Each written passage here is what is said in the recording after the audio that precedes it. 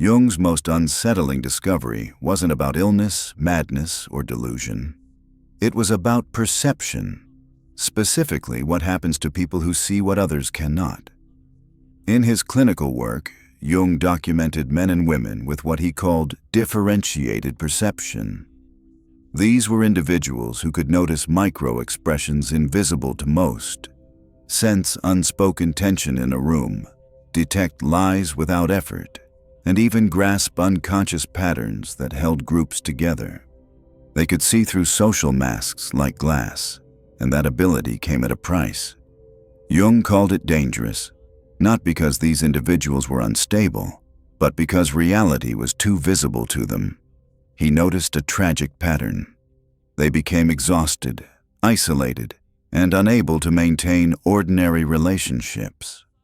Society simply didn't know how to handle people who saw everything. And here's the warning Jung left us. The ability to perceive too much either destroys you or transforms you into something extraordinary. One of the most striking cases came to Jung in 1913, a time when he himself was struggling after breaking from Freud. A patient arrived, highly introverted, deeply intuitive, and unlike anyone he'd ever treated. Jung later described her as possessing undifferentiated intuitive perception.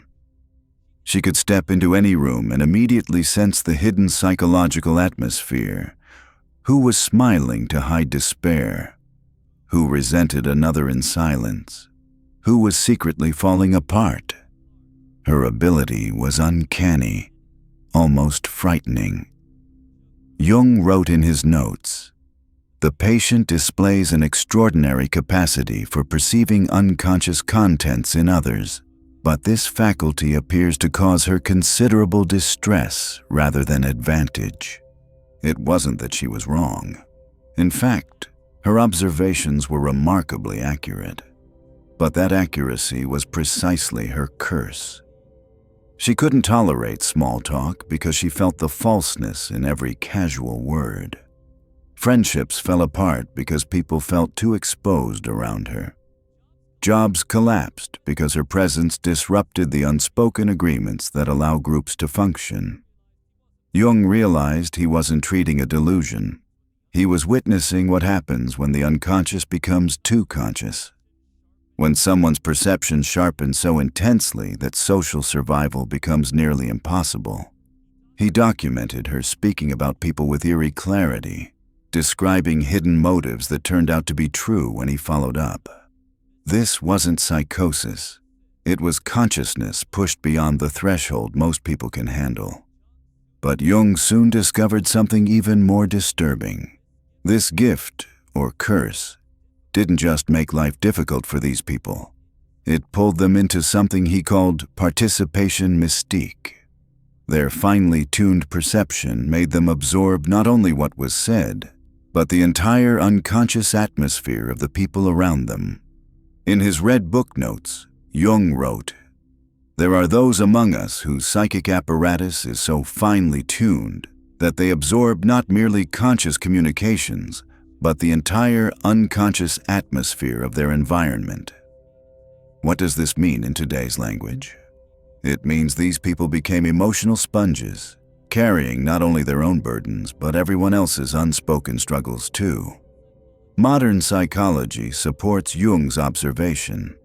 Dr. Elaine Aron's research on highly sensitive persons, roughly 20% of the population, shows that some individuals are indeed wired to pick up on subtleties others miss. But Jung went deeper. He identified that within his psychological typology, only about 1%, the introverted, intuitive type, possessed this rare, almost X-ray-like vision into the unconscious. They didn't just feel deeply. They perceived patterns beneath the surface, the depression behind a confident smile, the rage beneath polite words, the shadow that families or organizations agreed to never talk about. Jung warned, the danger lies not in the perception itself, but in the psychic isolation it creates. When one sees clearly what others cannot or will not see, One becomes a mirror that society cannot bear to look into. That mirror is precisely the problem. People who see too much often become scapegoats, not because they create problems, but because they reveal problems already there. Jung noticed a defense mechanism at play: shadow projection. When these perceptive individuals pointed out something uncomfortable, others reacted with hostility. Instead of integrating what was revealed, people would unconsciously attack the messenger. It wasn't coincidence. It was human nature. When someone accurately observed hidden pain, they were accused of being dramatic. When they sensed tension, they were told they were negative. When they named what was obviously wrong, they were blamed for creating the problem. In Memories, Dreams, Reflections, Jung summarized this phenomenon. Everything that irritates us about others can lead us to an understanding of ourselves. But most people don't take that path. Instead, they attack the mirror. For those with differentiated perception, this meant constant misunderstanding, constant alienation. Jung called this the scapegoat phenomenon. Groups unconsciously loading their denied shadows onto the one who sees them most clearly. The irony is chilling. Those who perceive most accurately often suffer most deeply, not because they are broken, but because they reveal what others cannot face. And for Jung, this was only the beginning of the danger. Jung noticed that overwhelming perception didn't manifest the same way in everyone. In fact, he identified 4 distinct patterns among the rare introverted intuitive type. Each one represented a different way of processing the unconscious contents of other people, and each came with its own dangers. The first pattern was what he called the feeling intuitive. These individuals didn't just notice what others felt, they absorbed it into their own bodies as if the emotions were theirs. When someone nearby carried grief, they felt grief. When others repressed anger, the feeling intuitive burned with it themselves. Jung described this as living in a state of constant emotional contagion. They walked through life carrying not only their own emotions, but the unlived emotions of everyone around them. This left them drained, often confused about where their feelings ended and others began. The second pattern was the thinking intuitive. These people perceived psychological patterns with razor-sharp clarity. They could look at a relationship, a career path, or even a friendship and sense its trajectory, months or years before anyone else. They weren't relying on logic alone. It was unconscious pattern recognition. Jung wrote that they could forecast breakdowns and failures with startling accuracy, not because they wished for them, but because they saw the hidden causes others refused to acknowledge. The burden here was loneliness. Who wants to be around someone who predicts the storm before the skies even turn gray? The third pattern Jung found was the sensation intuitive. Unlike the others, they felt psychological truths through the body. These individuals often picked up on physical manifestations of mental states: tension in the jaw, tightness in the chest, subtle fatigue that hinted at depression or illness before anyone admitted it. They functioned like human warning systems, detecting illness or emotional collapse in their environment before it became visible. The curse, however, was that they lived in constant vigilance, their bodies serving as an antenna for everyone else's pain. The final pattern was the pure intuitive, the rarest type of all. These individuals saw everything: hidden motives, unconscious dynamics, unspoken shadows, but they lacked the structure to organize it. Information poured into them faster than they could process. They lived in a state of perpetual overwhelm, drowning in insights they couldn't always express or make sense of. Jung noticed that this type often carried the heaviest suffering because their extraordinary perception lacked an outlet or framework. Understanding which type of perceiver one belonged to was, according to Jung, essential. because each type faced a different challenge in what he called the integration process, the work of learning how to live with superior perception without being destroyed by it. But why did Jung consider this discovery so dangerous in the first place?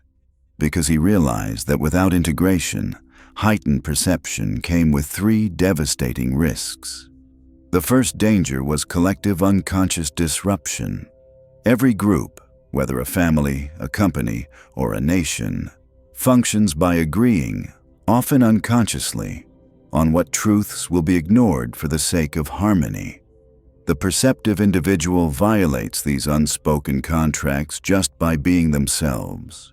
They see through illusions, expose hypocrisies, and notice what others rely on staying hidden. Jung observed that this destabilizes the group and makes the seer a target of rejection. The second danger was psychological isolation. Jung called this the problem of the superior function. What begins as a gift eventually cuts a person off from others. The perceptive individual feels like they're living in a parallel reality, unable to connect with people who don't share their depth of awareness. This isolation wasn't just social, it was existential. To see too much was to feel like an island in an ocean of unconsciousness. The third danger was identity dissolution. Jung warned that individuals who absorb too much of the unconscious content of others often lose track of their own authentic personality. They become flooded, unable to tell where their self ends and others begin.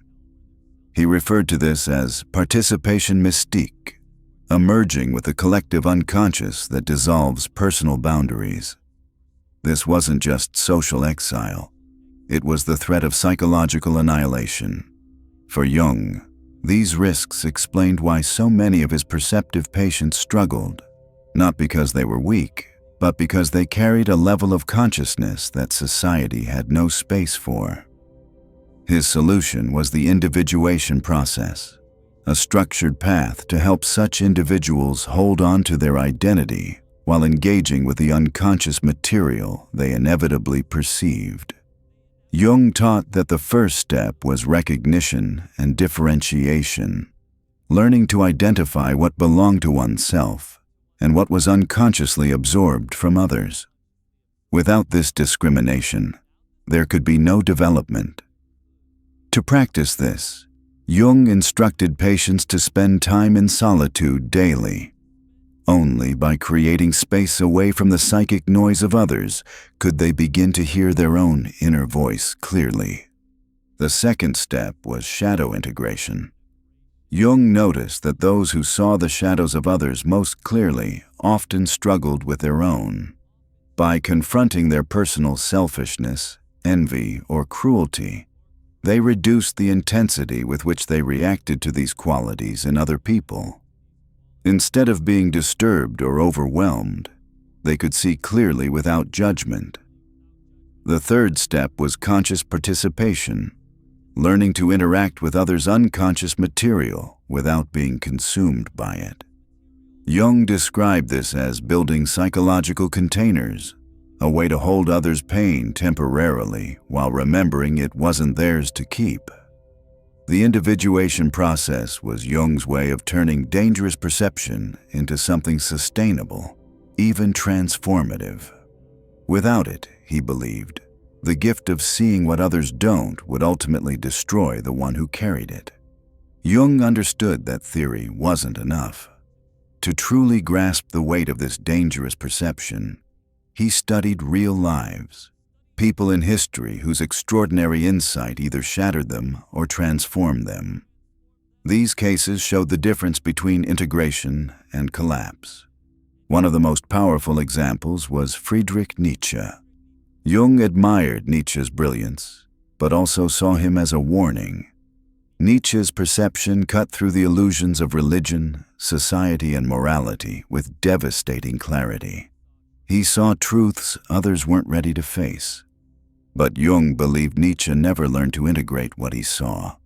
Instead of using his insight constructively, Nietzsche wielded it like a weapon against the world. His sharp vision left him isolated, consumed by what he revealed, and eventually broken.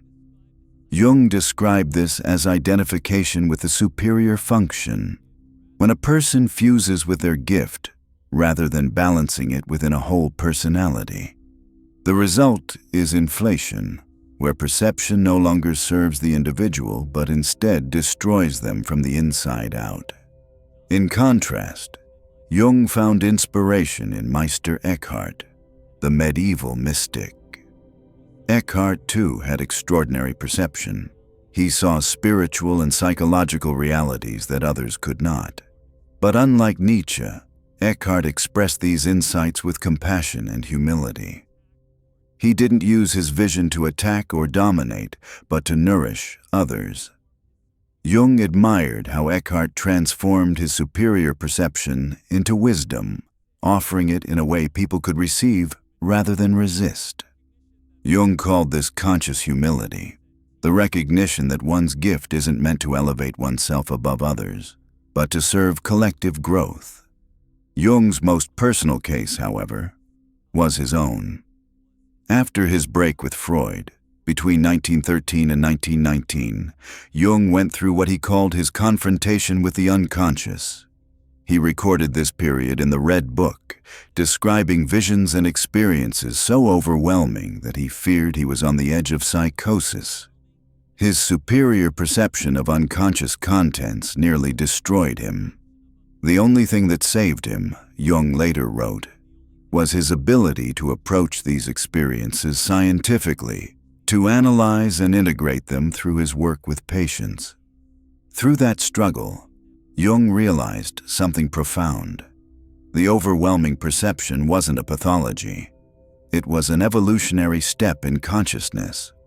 What nearly broke him was actually a signal that the human mind was capable of more awareness than the collective was prepared to handle. From this realization came the core of his individuation process, his life's work of helping people integrate what they saw instead of being consumed by it. Jung also believed that people with superior perception needed relationships with those who could truly see them. He called this finding the few who understand. Isolation was inevitable if they surrounded themselves with people who only projected their shadows onto them. But if they could connect with others who were also engaged in individuation, or who possessed what Jung called natural container function, they could survive and even thrive. Jung described 3 kinds of relationships that mattered most. The first was with fellow individuated persons, rare individuals who had also integrated their own unconscious contents. With them, authenticity was possible.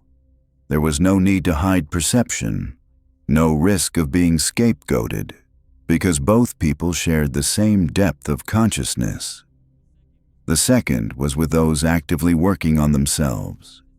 Even if they weren't as perceptive, their openness to growth allowed them to handle difficult truths without defensiveness. They could receive insights as valuable rather than threatening. The third was with natural containers.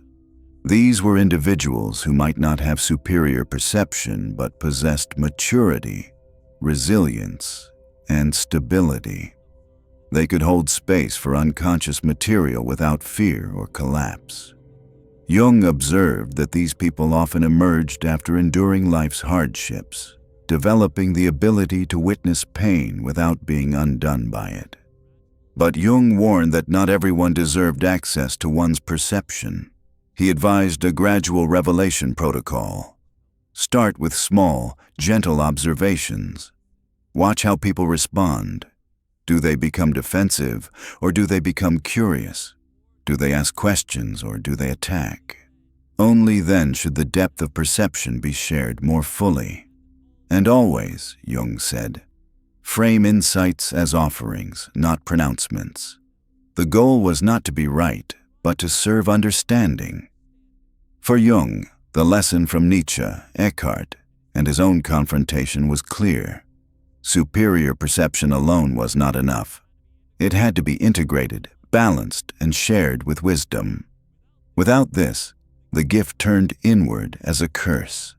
With it, the same gift became medicine, not just for the individual, but for society as a whole. This is why Jung considered his discovery so dangerous. The individuals who see what others miss are often the very ones who walk the line between breakdown and breakthrough. Their fate depends not on what they see, but on how they learn to live with what they see. Jung believed that people with superior perception followed a path of transformation if they managed to integrate their abilities. He described 4 main stages, each one building upon the last, showing how a dangerous burden could be reshaped into a contribution for humanity. The first stage was recognition without overwhelm. This meant admitting the reality of one's perception without being crushed by it. Many of Jung's patients felt tormented by their ability to see and sense too much. They tried to suppress it, or they believed something was wrong with them. Jung insisted that the beginning of wisdom was to recognize what you truly are. The gift was not the enemy. The real danger came from denial, from pretending you were just like everyone else. When the individual could finally accept that their sensitivity or intuition was part of their nature, the path of integration opened. The second stage was integration without isolation. Here, the challenge was to remain authentic while also staying connected to others. Jung warned against withdrawal. Many perceptive people isolated themselves completely, convincing themselves that society was too unconscious to be worth engaging. Jung saw this as a mistake. True individuation did not mean escaping the world. It meant learning to live in it consciously. The individuated person was not someone who hid from others, but someone who could interact without betraying their own truth. The third stage was service without sacrifice. At this point, the person learned to use their perception as a gift rather than a curse. Instead of being overwhelmed by what they saw, they began to share insights in ways that helped others. They became healers, guides, or simply people whose presence lifted those around them. Jung described this as conscious participation, using one's vision in service of others while maintaining strong boundaries. The key was not to deplete oneself in the process. The gift was not meant to destroy the giver. The fourth and final stage was legacy without attachment. This was when the individual's insights and presence contributed to the evolution of human consciousness itself. Jung called this the transcendent function, the ability to hold opposites together, clarity without judgment, perception without arrogance, service without need for recognition. At this stage, the individual no longer worried about whether others accepted their gift. They carried it lightly, simply living as a more conscious human being. Their influence was less about what they said and more about what they embodied.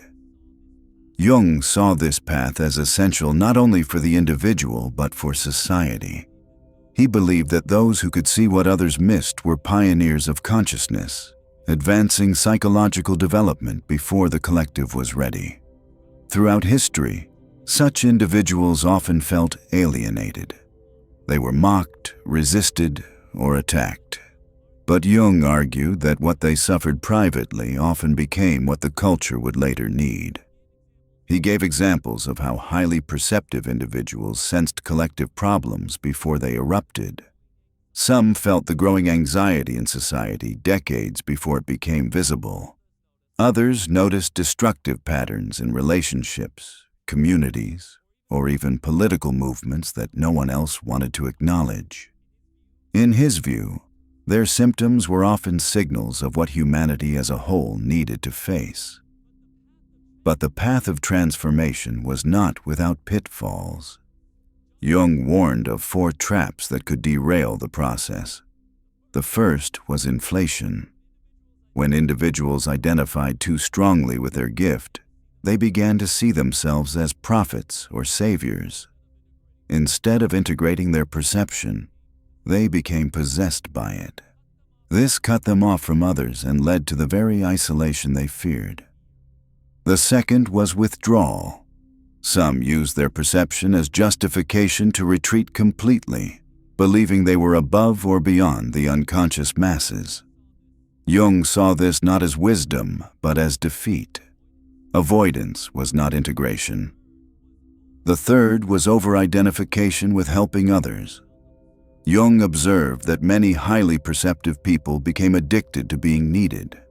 They lost themselves in rescuing everyone else, forgetting their own individuation process.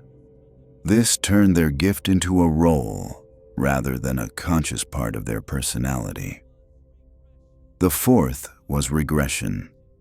Even those who achieved integration could slip back into overwhelm during times of stress or trauma. Jung reminded his patients that individuation was not a permanent achievement, but an ongoing process.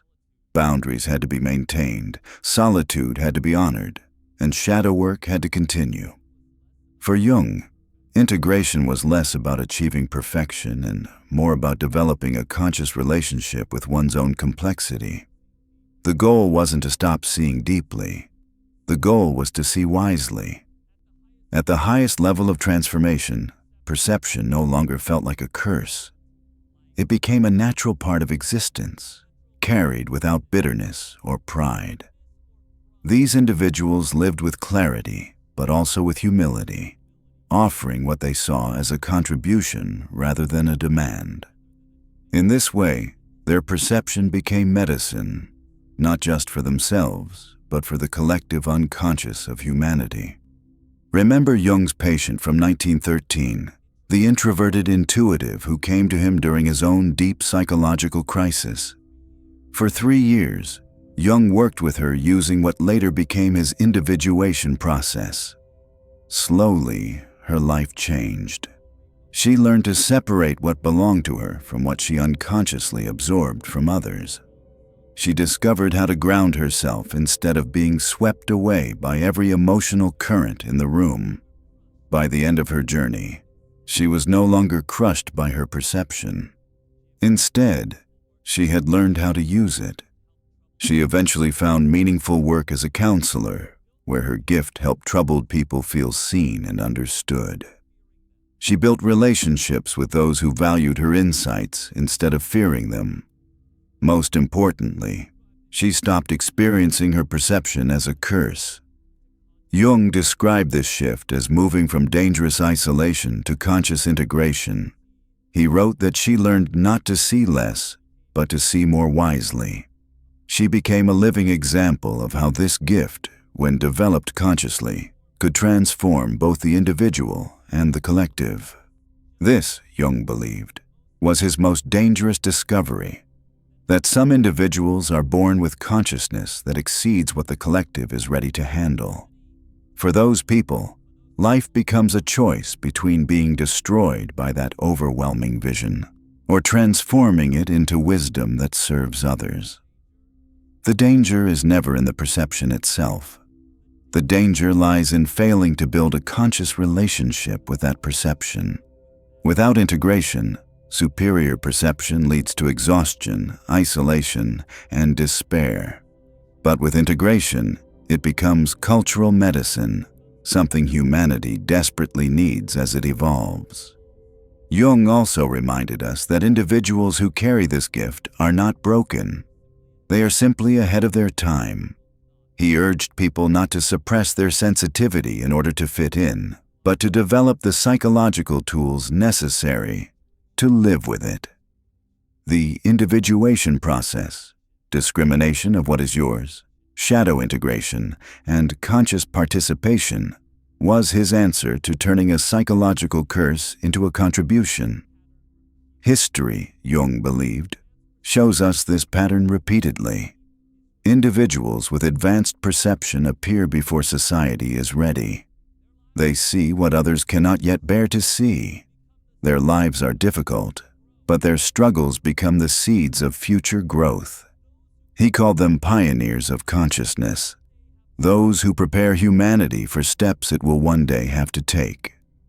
This idea raises a profound question. If you recognize yourself in this description, what will you do with your gift? Will you let it overwhelm you until you collapse under its weight? Or will you take up the challenge of conscious development, learning to use what you see with wisdom, humility, and care? The story of Jung's 1913 patient shows what is possible. She did not learn to turn off her perception. She learned to use it without being consumed. She became not less sensitive, but more skillful. Her perception remained intact, but her relationship to it changed completely. And in that transformation, her life gained meaning.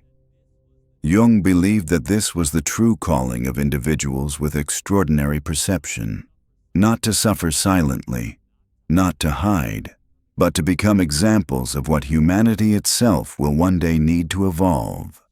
When perception is integrated, it stops being a lonely burden and becomes a bridge. It allows others to see more clearly, to confront what has been hidden, and to grow.